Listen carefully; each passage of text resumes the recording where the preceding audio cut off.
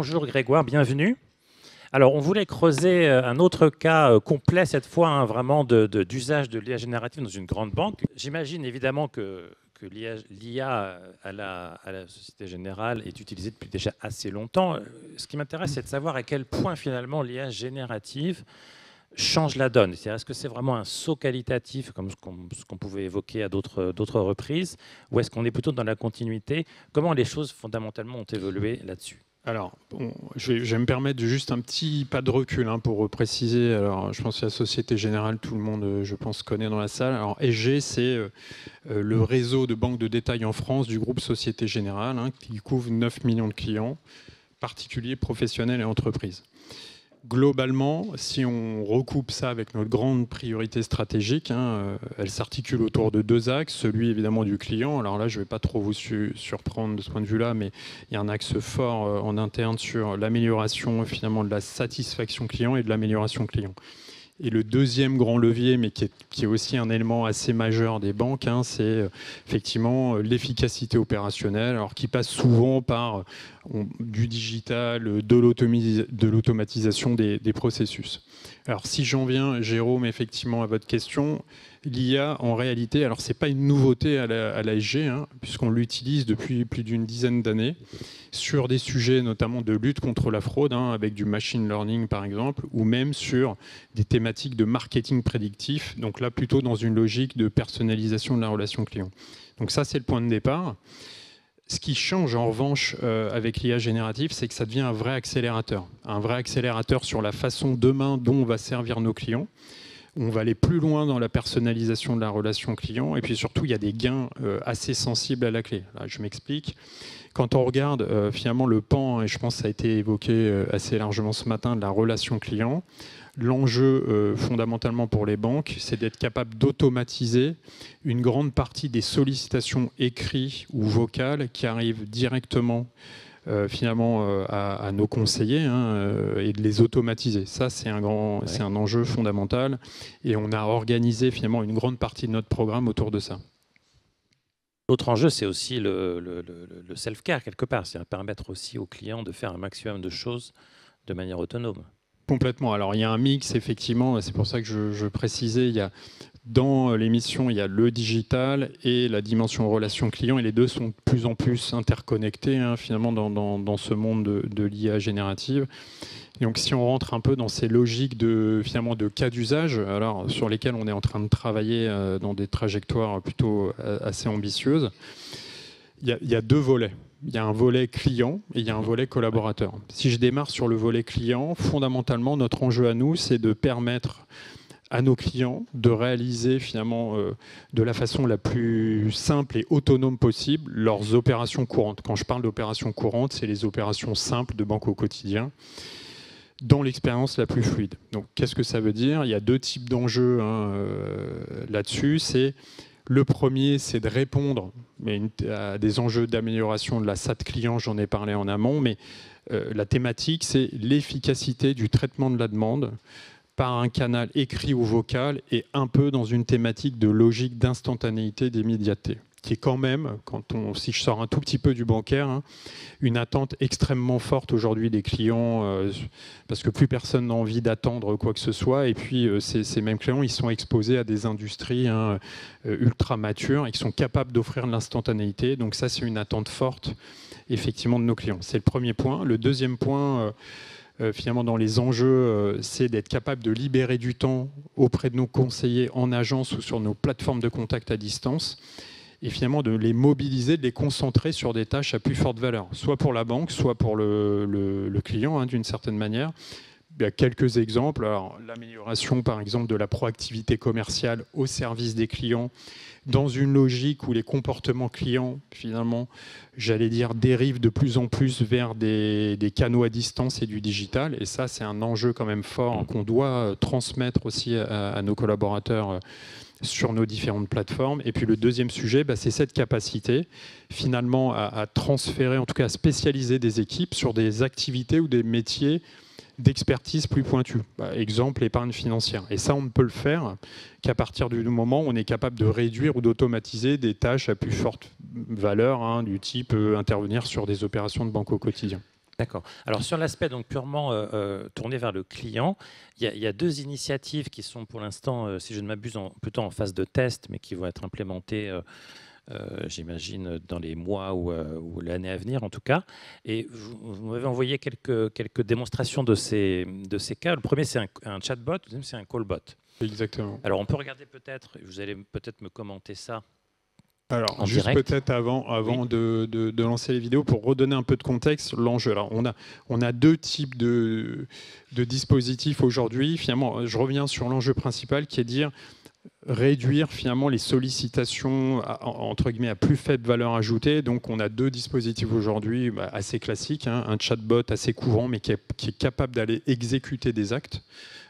Finalement d'aller assez loin, et un callbot qui est un peu une sorte de miroir, mais là dans le cas d'usage que vous allez voir, on a pris deux typologies différentes, mais ils ne sont pas exhaustifs, ils ont vocation à couvrir des cas d'usage plus larges. Alors si je commence par le bot, on est dans le cas d'un client qui a un plafond carte qui est bloqué. Je pense que c'est arrivé à pas mal de clients ou d'utilisateurs. Et donc, dans le cas de figure, il va passer par le chatbot pour lui demander effectivement de résoudre son problème d'une opération, enfin d'un paiement qui n'a pas pu passer. Le bot récupère l'ensemble du contexte client, parce qu'il faut avoir en tête qu'on passe l'ensemble du contexte client au bot, et lui proposer une augmentation de plafond exceptionnelle pour résoudre sa problématique de réservation de vacances, puisque c'est le cas de figure.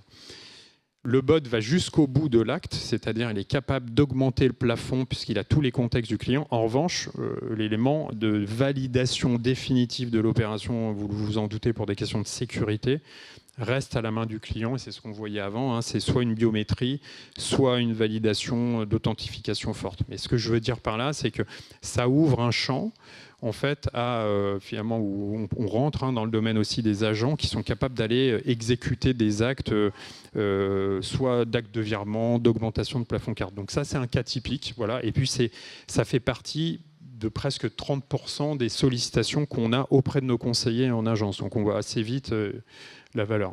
Deuxième... Alors l'autre cas d'usage, effectivement, c'est un callbot. Donc là, il y aura une petite vidéo avec du son. Donc, alors le callbot, lui, il est moins dans du transactionnel. Par contre, il va couvrir des cas d'information typiques que vous avez toujours eu. Quel est le motif de votre appel? Je suis en train de réserver mes forfaits pour le ski et je sais pas trop si je prends l'assurance. Il me propose une assurance neige, mais il n'y a pas déjà une assurance avec la carte? Certaines cartes bancaires proposent une assurance neige. Pouvez-vous m'indiquer quelle est votre carte bancaire?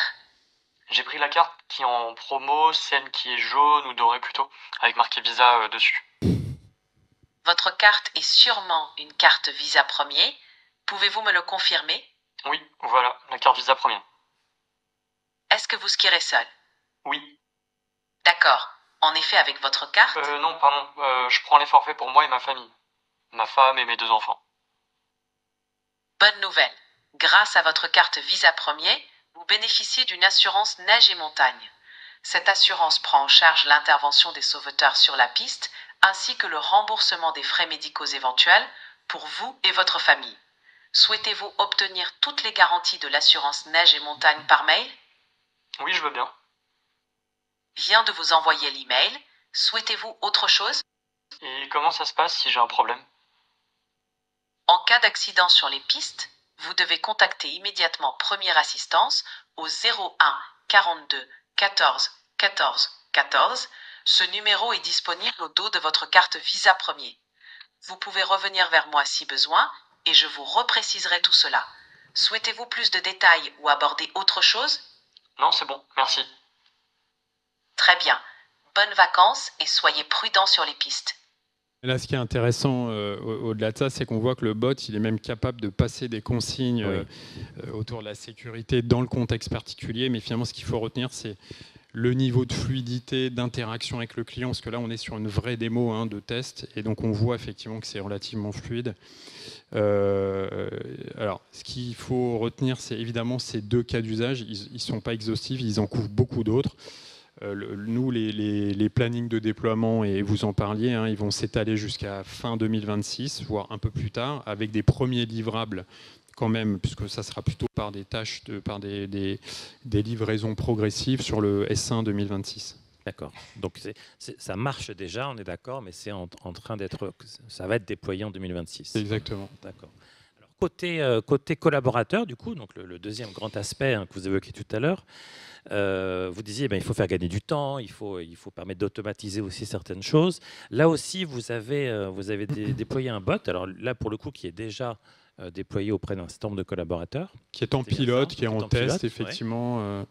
Alors là, la vocation un tout petit peu différente, c'est l'enjeu côté collaborateur, c'est effectivement le gain de temps dont je parlais tout à l'heure. Hein. Donc, ils ont un certain nombre de tâches qui leur consomment énormément de temps sur typiquement la réponse aux emails des clients. Il y en a des milliers qui reçoivent par jour, donc on en parlera juste après. Puis le premier, il est plutôt un usage interne, c'est un chatbot dédié au conseiller qui va lui permettre d'une certaine manière d'aller réaliser des recherches assez profondes dans des bases de documents internes. En même temps, voilà ce qu'on voit. Hein. Donc là, on a une interface finalement dédiée aux collaborateurs qui recherche des caractéristiques sur des produits d'assurance. Alors, on n'est pas dans une interface conversationnelle. Là, l'enjeu, c'est d'être capable d'aller synthétiser des milliers de documents et d'apporter une réponse synthétique finalement au conseiller sur les garanties, les gestes commerciaux pour le client, ce qui prenait un temps certain évidemment pour les conseillers sur les différentes plateformes ou en agence, et d'accéder directement à la source du document si pour un besoin d'extraction d'un contrat, d'un produit mentionnant un tarif, etc. Et ça, pour le coup, c'est déjà des gains qui sont extrêmement importants en termes de gains de temps pour nos équipes. Ça, c'est le premier type de cas d'usage. Le second, alors là, on n'a pas la démo, mais il est autour de l'aide à la suggestion de rédaction d'emails reçus par des clients, hein, et donc avec un modèle de réponse complètement contextualisé à la demande du client. Donc en fait, avec une base de connaissances qui va être capable d'analyser l'analyse, enfin comment dire, la question du client et de formuler une réponse automatique. Alors ça reste à la main du conseiller, bien évidemment, mais en revanche, ça lui fait gagner un temps extrêmement important en termes de proactivité, de capacité à répondre quasiment dans la journée à ses clients. C'est un premier pas finalement vers des cas d'usage qu'on aura là pour le coup plus tard, et qui auront vocation à être beaucoup plus automatisés, ce qu'on peut appeler un mailbot, ce que vous avez vu sur le chatbot qui est capable d'opérer une opération de bout en bout, d'exécuter l'opération. On va savoir le faire aussi par mail, parce que dans la même typologie, le client envoie un email, on peut lui répondre par email, en fonction de son besoin, on peut éventuellement automatiser un virement, etc., parce qu'on connaît en fait son contexte. Et donc ça, c'est le temps de. Mais déjà, il y a un premier niveau de réponse et qui est en cours de test, comme je le disais tout à l'heure. Alors, il y a un troisième aspect de l'usage de l'IA générative sur laquelle l'IA apporte beaucoup, je trouve, mais je trouve aussi dont on parle finalement un petit peu moins, c'est l'IA pour aider au marketing. Et là aussi, vous avez pas mal de choses, Grégoire, que vous avez ou êtes en train de mettre en place. Donc, comment on peut utiliser l'IA pour accélérer ou aider ou faciliter des opérations de marketing ? Alors là, on passe effectivement, on change complètement d'univers. On n'est plus dans le volet de la relation client au sens large. On est plutôt sur les volets d'optimisation des campagnes marketing pour des services marketing. En particulier, nous, aujourd'hui, on travaille sur un projet d'optimisation de nos campagnes marketing digitales assistées par l'IA. Avec une logique qui est de dire, finalement, on est sur la construction de campagnes qui sont aujourd'hui assez complexes et finalement assez fragmentées entre des équipes qui produisent des assets de campagne, des équipes côté data qui peuvent travailler sur des stratégies de ciblage, etc. Et en fait, il y a une chaîne de valeur qui est assez découpée. L'enjeu, effectivement, c'est de rentrer dans des mécaniques, et c'est là où on va voir, il y a une démo aussi, parce que c'est pas, intellectuellement, c'est pas forcément facile de comprendre, mais d'avoir une plateforme voilà, qu'on voit ici, qui permet à l'utilisateur, qui est un marketeur, de prompter directement en fait, ce qu'il souhaite faire. Donc c'est une plateforme connectée au CRM, et donc d'aller sélectionner des segments d'audience ou des segments, marketing client. Donc ce qu'on voit ici, qui est illustré, alors c'est une démonstration qui est aux US, dans la pharma, donc c'est pas très représentatif de l'ASG là pour le coup, mais on voit les attributs des segments. Là on rentre, je ne sais pas si on le voit bien, mais dans la création de l'asset de campagne, donc l'utilisateur demande à créer une bannière par exemple, ça va chercher dans une bibliothèque d'assets, avec des assets qui sont déjà préformatés d'un point de vue guidelines de marque, juridiques et réglementaires. Alors nous, dans le domaine de la banque, c'est évidemment extrêmement extrêmement important. Et puis d'aller dans des niveaux même un peu plus fins, hein, d'aller chercher un segment de produit ou un produit particulier ou un sous-segment d'audience. Là, ce qu'on voit d'ailleurs qui est intéressant, c'est on est sur un territoire, c'est le lancement d'une campagne sur un territoire en particulier, et la plateforme détecte que le visuel en question, il n'est pas conforme pour des questions relatives probablement à des contraintes légales du territoire en question, mais on peut l'appliquer assez facilement à beaucoup d'industries. Et il propose une alternative, effectivement, à un visuel qui est conforme. Donc ça fait gagner un temps qui est colossal. Ce qu'on ne voit pas dans la suite du workflow, c'est que de la création de ces assets, finalement au paramétrage des ciblages, on va jusqu'au bout du go et de la mise en œuvre de la campagne. Et donc, effectivement, on voit qu'on rentre dans une logique qui est extrêmement automatisée et, in fine, très assistée par l'IA. Hein. C'est un système de prompt. Je veux créer une campagne, une bannière, j'ai besoin de tel ciblage, etc. Et ça change quand même pas mal le monde, en partie dans lequel on évolue aujourd'hui. Donc ça, c'est un gros levier pour nous. Sur des logiques de diminution de time to market, d'encadrement des risques juridiques et réglementaires, et puis aussi d'amélioration de la performance des campagnes. Alors, ce qui est intéressant dans votre périmètre au réseau SG Grégoire, c'est que finalement, vous utilisez l'IA générative sur plusieurs champs d'action. On a vu les bots, on a vu la recherche, ici plutôt le workflow, le back-office.